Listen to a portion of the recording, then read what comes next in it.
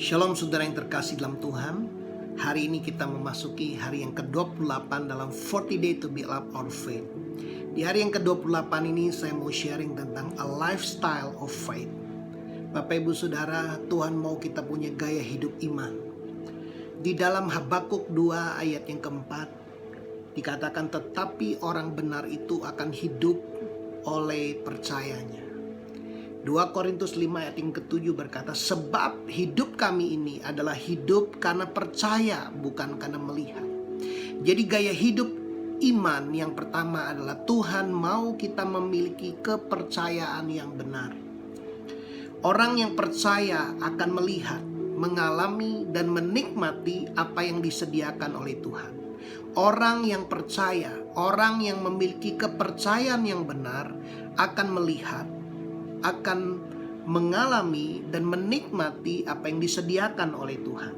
Kita melihat Bapak Ibu Saudara, 10 pengintai mereka melihat, tetapi mereka tidak percaya. Mereka tidak bisa menikmati apa yang disediakan Tuhan bagi mereka.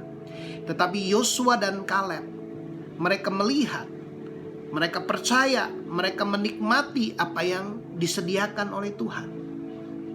Di dalam Bilangan 14 ayat 30 dikatakan, bahwasanya kamu ini tidak akan masuk ke negeri yang dengan mengangkat sumpah telah kujanjikan akan kuberi kamu diami, kecuali Kaleb bin Yefun dan Yosua bin Nun. Kenapa Kaleb dan Yosua bisa masuk? Karena mereka percaya, mereka melihat, dan mereka menikmati, mengalami apa yang disediakan Tuhan bagi mereka.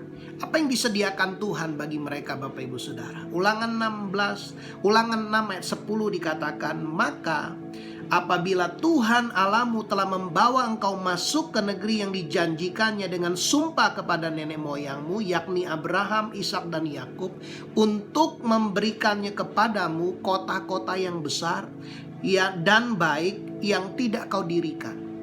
Tuhan menyediakan sesuatu yang besar, yang baik, yang bukan karena usaha kita. Dikatakan rumah-rumah penuh berisi.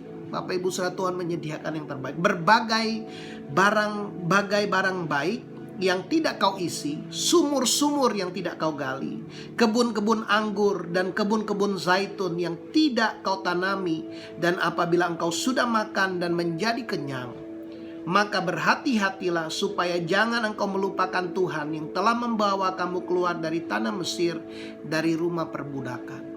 Bapak Ibu Saudara, saya percaya di tengah masa pandemi, masa krisis ini, Tuhan mau kita punya kepercayaan yang benar. Bangsa Israel mereka gagal karena mereka fokus kepada raksasa. Kalau kita fokus kepada raksasa yang membuat kita menjadi takut, membuat kita menjadi cemas, kita pasti akan gagal. Tapi kalau kita berfokus kepada Tuhan dan perkataan Tuhan, kita pasti akan berhasil. Kita pasti akan mendiami satu negeri yang baik Bapak Ibu. Suatu hal yang besar yang Tuhan janjikan. Hal yang besar, hal yang baik, hal yang penuh, yang terbaik yang Tuhan sediakan bagi kehidupan kita Bapak Ibu Saudara. Di dalam Matius 9 ayat 27 sampai 29 dikatakan, ketika Yesus meneruskan perjalanannya, dari sana 2 orang buta mengikutinya sambil berseru-seru dan berkata, kasihanilah kami hai anak Daud. Setelah Yesus masuk ke dalam sebuah rumah, datanglah kedua orang buta itu kepadanya, dan Yesus berkata kepada mereka, percayakah kamu bahwa aku dapat melakukannya? Mereka menjawab, ya Tuhan, kami percaya. 2 orang buta ini berseru kepada Yesus. Dan ketika mereka datang kepada Yesus, Tuhan bertanya, percayakah engkau aku dapat melakukannya? Bapak Ibu Saudara, orang benar akan hidup karena percayanya. Sebab hidup kita adalah hidup karena percaya, maka kita akan melihat. Dan mereka berkata, ya Tuhan, kami percaya. Lalu Yesus dikatakan menjamah mata mereka sambil berkata, jadilah kepadamu menurut imanmu. Bapak Ibu Saudara, apa yang kau percayai di tengah masa krisis dan pandemi ini? Jadilah kepadamu menurut imanmu. Jadilah kepadamu menurut apa yang Bapak Ibu Saudara percayai. Bapak Ibu Saudara, Tuhan bertindak sesuai dengan apa yang kita percayai. Hari-hari ini pilih apa yang kau dengarkan. Apa yang kau dengarkan itulah yang kau percayai. Kalau kau mendengar berita-berita yang negatif, berita-berita tentang virus yang dapat melemahkan Bapak Ibu Saudara, imanmu dapat menjadi lemah, imanmu dapat menjadi goyah. Sebab iman timbul dari pendengaran oleh firman Kristus. Pilih apa yang Bapak Ibu Saudara dengarkan. Pilih apa yang Bapak Ibu Saudara dengarkan. Apa yang kau dengarkan membentuk apa yang kau percayai. Tuhan bertindak sesuai dengan apa yang kita percayai. Hal yang kedua, a lifestyle of faith adalah perkataan yang benar. 2 Korintus 4 ayat 13 dikatakan, namun karena kami memiliki roh iman yang sama seperti ada tertulis, aku percaya, sebab itu aku berkata-kata. Maka kami juga percaya, sebab itu kami juga berkata-kata. Bapak Ibu Saudara, apa yang kita percayai sangat erat dengan kaitannya apa yang kita ucapkan lewat mulut kita. Sebab apa yang keluar dari mulut adalah berasal dari hati. Percaya dengan hatimu dan ucapkan lewat mulutmu. Ketika Bapak Ibu Saudara berkata bahwa aku tidak punya iman, maka keraguan akan bangkit seperti raksasa yang membelenggu kehidupan kita.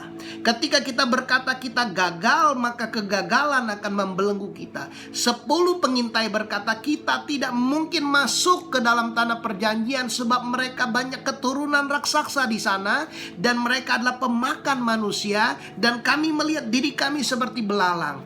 Bapak Ibu Saudara, perkataan kita dapat membelenggu kehidupan kita atau perkataan kita dapat membebaskan kehidupan kita. Tuhan menjadikan alam semesta dengan perkataannya. Perkataan yang penuh iman adalah senjata yang paling ampuh di dunia ini. Perkataan yang penuh iman adalah senjata yang ampuh di dunia ini. Di dalam Bilangan 13 ayat 30 dikatakan, kemudian Kaleb mencoba menenteramkan hati bangsa itu di hadapan Musa. Katanya, tidak, kita akan maju dan menduduki negeri itu sebab kita pasti akan mengalahkannya. Perkataan iman adalah senjata yang ampuh di dunia ini, sebab perkataan iman adalah sebuah kepastian. Perkataan iman mendahului kenyataan. Bapak Ibu Saudara, di dalam Markus 11 ayat 23 dikatakan, aku berkata kepadamu. Yesus berkata kepada setiap kita, sesungguhnya barang siapa berkata kepada gunung ini, beranjaklah dan tercampaklah ke dalam laut, asal tidak bimbang hatinya, tetapi percaya bahwa apa yang dikatakannya itu akan terjadi, maka hal itu akan terjadi baginya. Di dalam King James Version dikatakan kita akan memperoleh apa yang kita katakan. Apa yang Bapak Ibu Saudara katakan menentukan apa yang terjadi, apa yang kau alami, apa yang kau terima di dalam hidupmu. Realita terjadi ketika kita mempercayai dan mengakuinya lewat perkataan. Barang siapa berkata kepada gunung ini beranjak dan tercampak ke dalam laut, asal tidak bimbang hatinya, tetapi percaya. Apa yang dikatakannya itu akan terjadi. Bapak Ibu Saudara, realita terjadi ketika kita mempercayai dan mengakuinya lewat perkataan. Apa yang kau percayai hari-hari ini? Apa yang kau akui?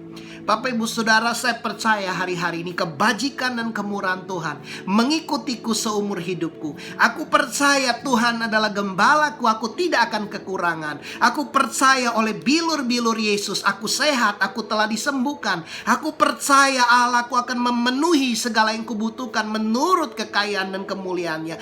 Aku percaya hari-hari ini segala perkara dapat aku tanggung di dalam Dia yang memberi kekuatan kepadaku. Apa yang Bapak Ibu saya percayai, apa yang kau akui?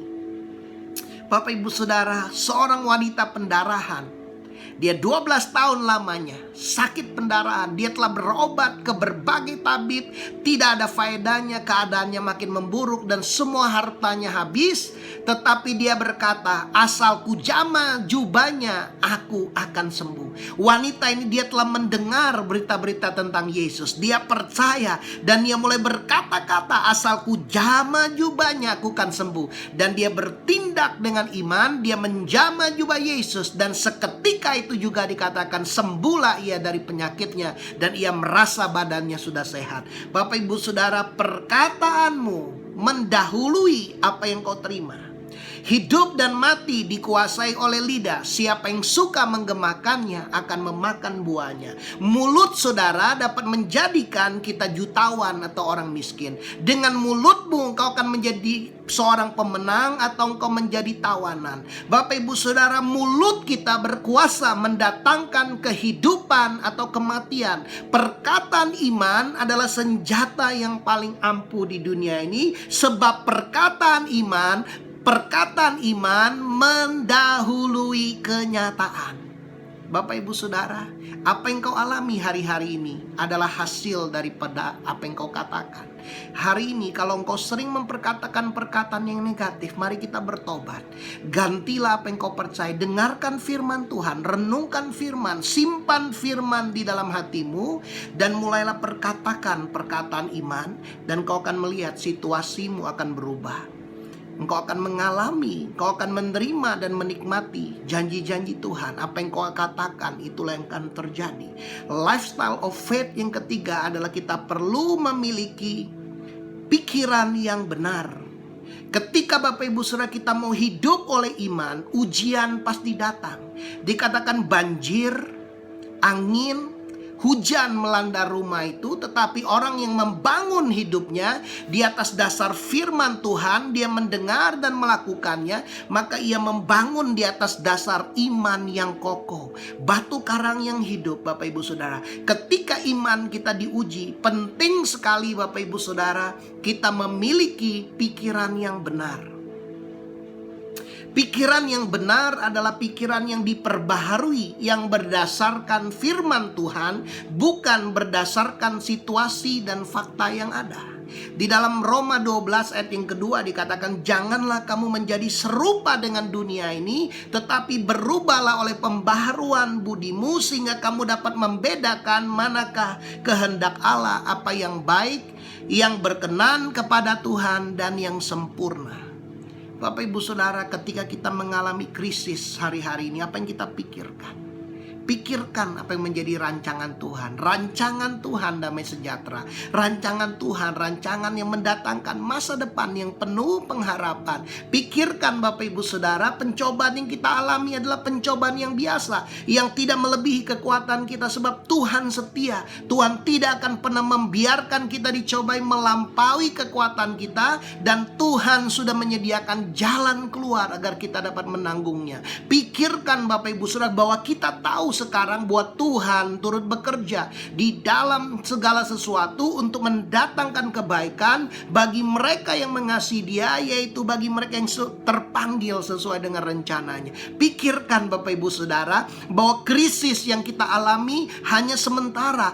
Don't make permanent decision because of this temporary situation. Bapak Ibu Saudara, jangan membuat keputusan permanen yang hanya didasari oleh situasi yang sementara. Bapak Ibu Saudara, Elimelek mengambil keputusan yang salah, karena ketika dia melihat ada kelaparan di tanah di Bethlehem Yehuda, dia mengambil keputusan meninggalkan Bethlehem, dan ia tinggal di Moab, dan dia akhirnya mati di Moab.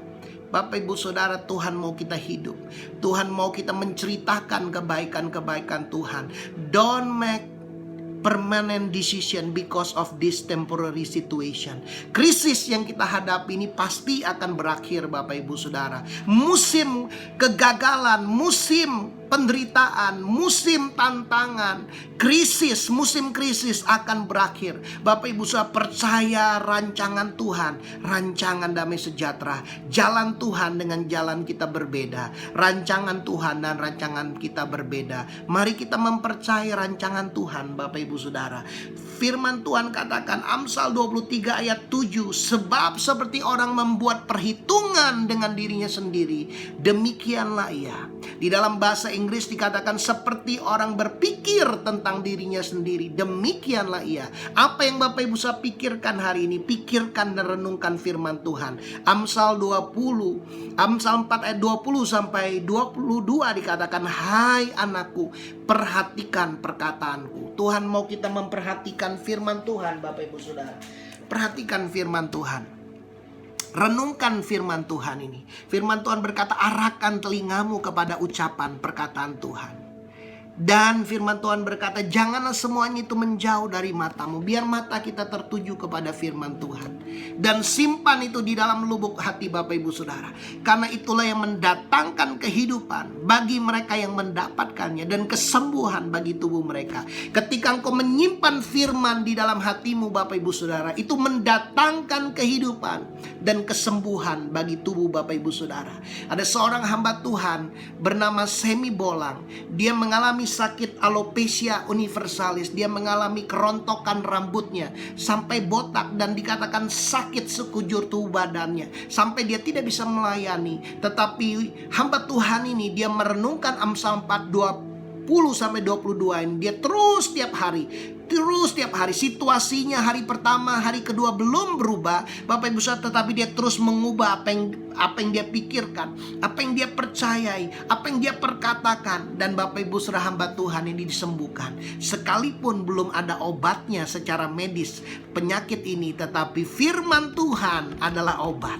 Firman Tuhan adalah obat yang manjur. Firman Tuhan adalah kesembuhan bagi orang yang mendapatkannya. Ada kesembuhan bagi seluruh tubuh. Firman Tuhan adalah obat Bapak Ibu Saudara. Dan Bapak Ibu Saudara, lifestyle iman yang keempat adalah tindakan yang benar. Tuhan mau kita punya kepercayaan yang benar. Tuhan mau kita punya perkataan yang benar. Tuhan mau kita punya pikiran yang benar. Tuhan mau kita punya tindakan yang benar. Yakobus 1:22 dikatakan, tetapi hendaklah kamu menjadi pelaku firman, bukan hanya pendengar saja, sebab jika tidak demikian kamu menipu dirimu sendiri. Bapak Ibu Saudara, bukan hanya Tuhan mau kita jadi pendengar, tapi Tuhan mau kita jadi pelaku firman. Yakobus 2:17 dikatakan, demikian juga halnya dengan iman. Jika iman itu tidak disertai dengan perbuatan, maka iman itu pada hakikatnya adalah mati. Orang hidup pasti bertindak. Orang yang punya iman yang hidup, dia pasti bertindak. Bapak Ibu Saudara, Yakobus 2:22 dikatakan, kamu lihat bahwa iman bekerja sama dengan perbuatan-perbuatan. Oleh perbuatan-perbuatan itu iman menjadi sempurna. Bapak Ibu Saudara, iman berkorelasi dengan perbuatan. Dengan perbuatan iman kita menjadi sempurna. Kita melihat di dalam 1 Raja-Raja 17 ayat 7-16. Bapak Ibu Saudara, saya akan baca beberapa ayat.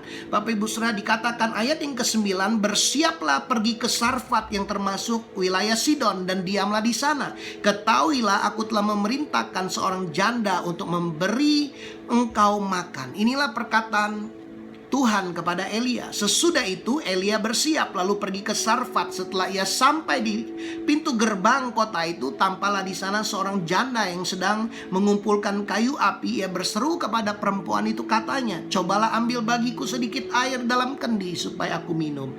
Ketika perempuan itu pergi mengambilnya, ia berseru lagi, cobalah ambil juga bagiku sepotong roti. Bapak Ibu Saudara, perempuan itu menjawab, demi Tuhan Allahmu yang hidup, sesungguhnya tidak ada roti padaku sedikit pun, kecuali tepung dalam tempayan dan sedikit minyak dalam buli-buli.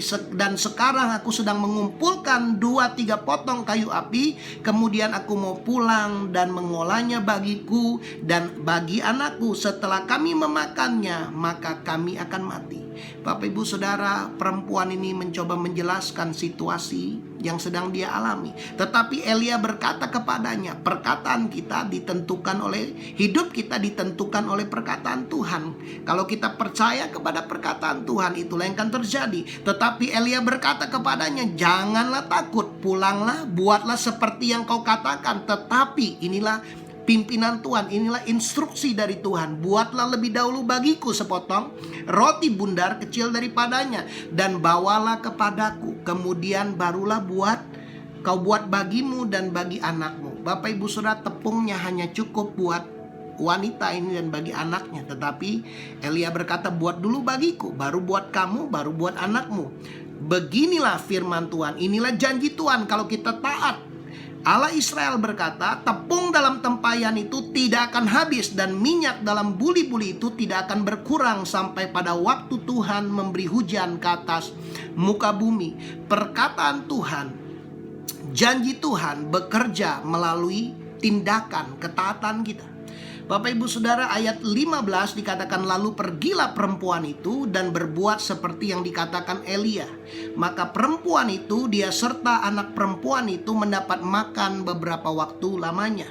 Tepung dalam tempayan itu tidak habis dan minyak dalam buli-buli itu tidak berkurang, seperti firman Tuhan yang diucapkannya dengan perantaran Elia.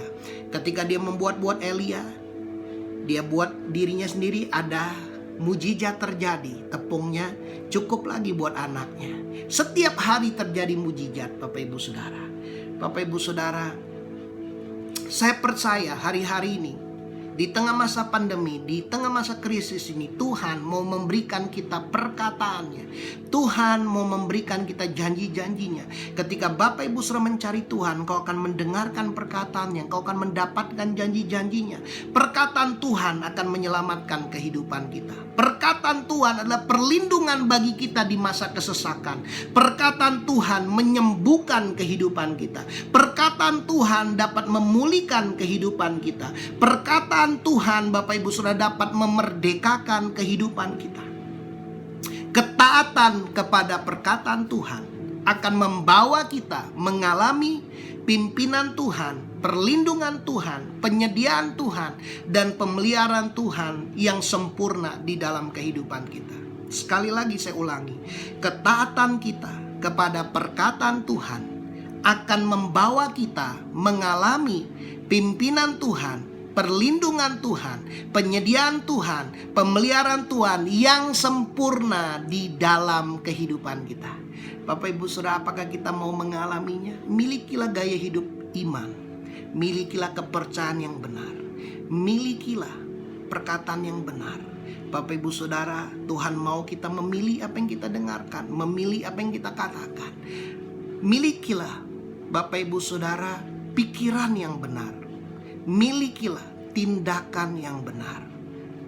Ketika Bapak Ibu Saudara bertindak, maka mujizat akan terjadi. Kau akan mengalaminya dalam kehidupanmu. Saya berdoa buat setiap Bapak Ibu Saudara kau yang mendengarkan firman Tuhan ini sampai selesai.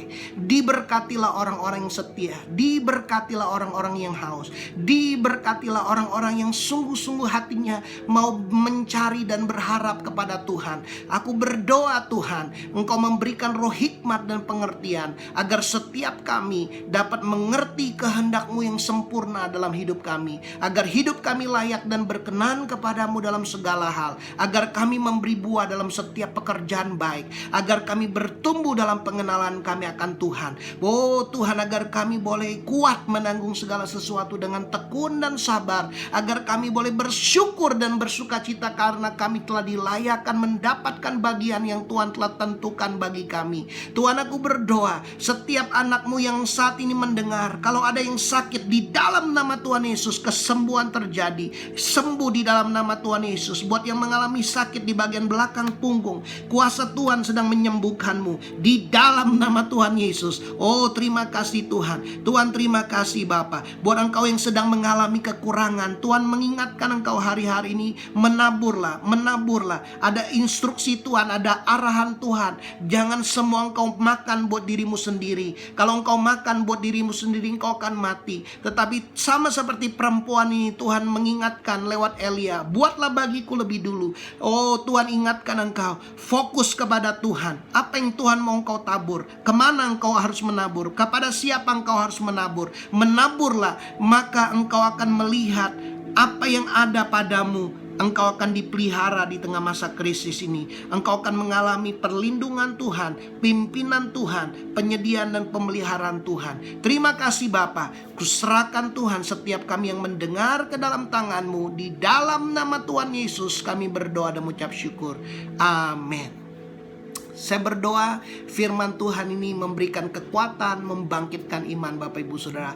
Pastikan Bapak Ibu Saudara, kalau engkau diberkati, engkau dapat subscribe video ini, YouTube channel ini, dan Bapak Ibu Saudara juga bisa sebarkan, bagikan firman Tuhan ini kepada orang-orang yang membutuhkan, dan berikan komen Bapak Ibu Saudara, kesaksian Bapak Ibu Saudara, berkat apa yang kau terima, berkat apa yang perkataan firman Tuhan apa yang membangkitkan iman Bapak Ibu Saudara. Berikan komentar, berikan kesaksian Bapak Ibu Saudara, dan sampai jumpa besok buat hari berikutnya. Dan saya percaya firman Tuhan ini selama 40 hari ini, kalau kita terus secara konsisten lakukan dan intentional Bapak Ibu Saudara, firman Tuhan ini akan mengubah kehidupan kita.